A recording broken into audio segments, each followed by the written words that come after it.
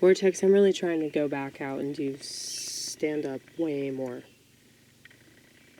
So, oh my goodness, I have to tell you guys something. Uh, I went to Bobby's Idle Hour, which is this shit bar off of Music Row. The bar itself really isn't that bad. I think it's the comedy that makes it so bad. Because the bartender's sweet, and they have a songwriter thing every month. Because it's a songwriter bar. Because it's off Music Row. But they reluctantly do this stand-up comedy show like every Tuesday night after this other thing at the East Room. That's a pretty ongoing comedy show. And it actually feels like a show because there's a band and everything. There's a band that introduces all the comics. But yeah, Bobby's is like so depressing. Have you seen the movie Mulholland Drive? Like there's a scene in the movie where like Naomi Watts and like her girlfriend Rita, is that her name? They go to like this theater, and it's like, I mean, that whole movie's fucking depressing, but like, yeah, the whole point of this scene is like to show that like everything's fake, you know? And just the kind of vibe of that movie, that's the vibe of this bar. It's like this is where dreams go to die. You know, this is where you go to have all your hopes killed. And I've done really well at this bar too, but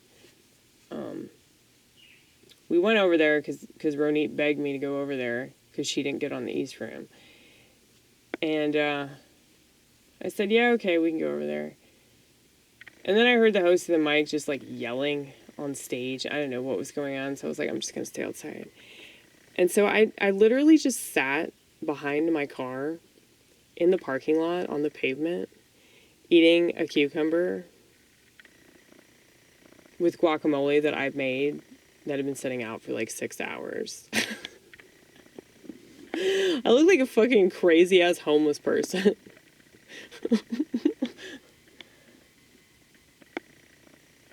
Like here I am just sitting on the fucking pavement eating a cucumber. Yeah. Scared a bunch of people. But it was cool though because I saw this couple. Like there's like a set of apartment complexes. And there was this couple at like one of the top floors, and they were outside on the balcony, and they were like being really sweet to each other. And I'm glad that I saw that. Because it's good to be reminded that love still exists, and that, you know, there is that out there. You know, I can always be vicariously happy for other people that have that. So I hope they have some good sex tonight. Anyway, I know I shouldn't be saying that because they're probably not in a Christian marriage, but whatever. Can't expect much out of this world. But yeah, I used to be so jealous of other people and their happiness, but now I'm just really happy that they're happy. I'm happy that somebody has that. Because I don't think that everybody's meant to have that. You know, just like, you know, I talk about self-knowledge, and I talk about like how much of a gift it is to be able to play music and do stand-up and just make any kind of art. It's just an incredible gift. And, you know, I think a lot of people don't know that they have that. They don't know that they could have that if they tried harder to attain it. But I think, like, the more of a sheep you are, and I don't mean that as a pejorative, I usually mean it as a pejorative, but this time I don't. It just means that, you know, you're more normal. You want the typical thing. You know, you probably want to get married, you want to have kids. You just want to get by. Just want to live your life and get by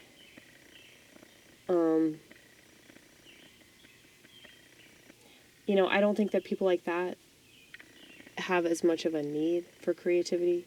They don't have as much of a need to be creative. But people that feel like they're not creating in the conventional sense, i.e. babies, we just have to keep creating in all these other ways. Because, yeah, it is a loss. It's definitely a loss, and it's definitely something that we've mourned and something that we have, like, been tormented by. So, like, most of me, like, I would say the fair percentage of me doesn't want that. But it still torments me sometimes that I don't want that. You know, at least I don't want that enough to seek it or think that I would be any good at it if it just kind of wound up in my lap. You know? I think a lot of people, they end up having children because they get pregnant and they don't want to have an abortion and they want to believe that things can work out, but then, you know, they don't really mature enough. People that allow things to change them, people that allow things to, like, help them learn, like, those are people that end up being really good parents. Those are people that end up being really good at whatever they do. But sadly, I just don't think a lot of people are there. And if you have a spouse, and God forbid, you bring children into this world, I say God forbid, like, because it's like if you bring them into this world and you're not ready and your spouse isn't ready and, you know, y'all don't have a very good relationship, then it's not going to be good for the child. And, you know, people should think before they fuck. I keep saying it. But, yeah, I just want to do as much as I can with what I got. Because I know that I'm not supposed to have what these other people have. Like, I'm just not meant to have it. So, I gotta chase the part of it that I can't have. Because everybody's got a dream. I know that sounds cheesy as fuck, but everybody's got a dream, man. Everybody's got a dream. So, like, a huge part of my dream is just to be able to express myself, you know? And I think that I'm pretty much there. Thank you, Lord.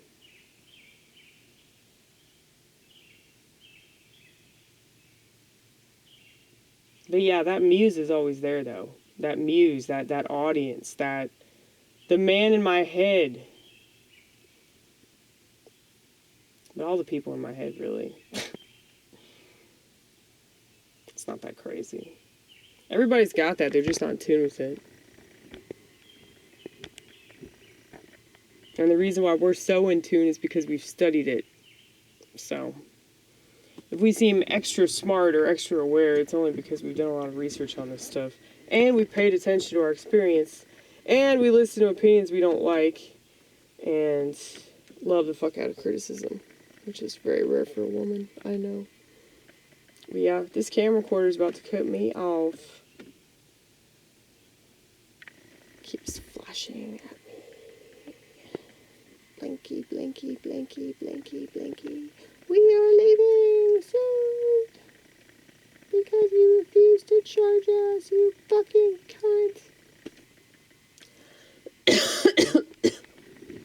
Man, my voice is really gone.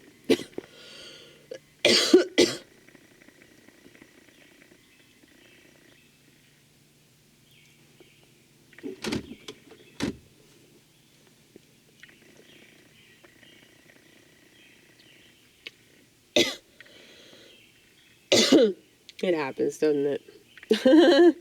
It happens to us quite often. For reasons that I'm sure you understand.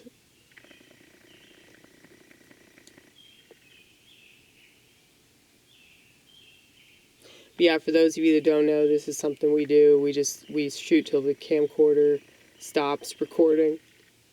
It's like a little routine. It's a ritual, okay? We have our own personal rituals. That's why they work. Because they're personal and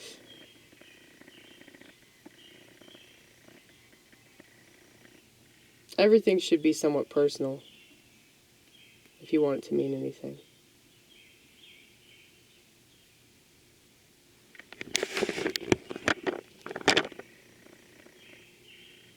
Yeah, my cats are meowing. And I don't give a fuck, because I'm still sitting out here, you know.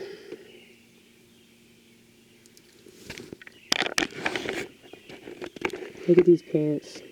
They're so comfortable. They're the best pants in the world. They're so soft, too. And they have this little pocket. That's really cool. That's always exciting. A hidden pocket that you don't expect. Anyway. We're gonna go, though. Pretty soon. Pretty soon, Vortex. Pretty soon. I guarantee it. Eventually, I will be with you no more.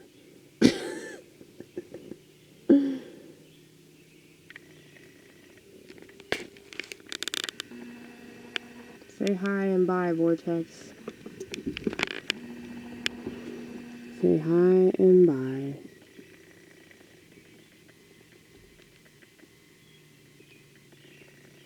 That's a pretty cool shot.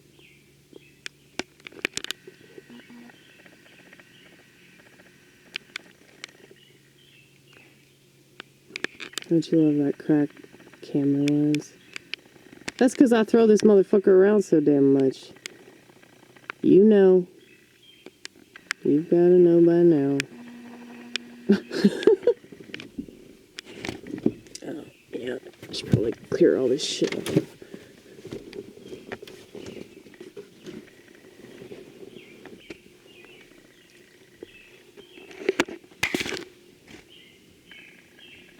Anyway. I really gotta watch some more videos.